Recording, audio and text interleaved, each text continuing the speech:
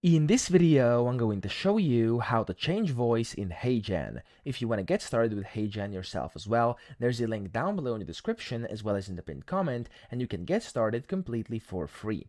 So to actually change voice, you want to go into the avatar section and then open up your AI Studio here. Of course, you can do it over here as well. However, AI Studio is a bit more convenient.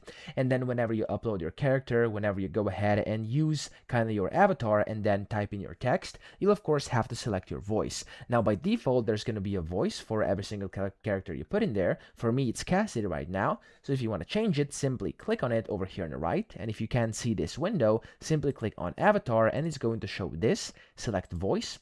And from here, you can then go ahead and basically click on where you can see voice again. And it's going to allow you to switch it by clicking on the switch button over here. This is where you can either clone your voice by recording a 30-second sample of your own voice. You could upload your own voice, which is going to create a sample of your voice as well and clone it that way.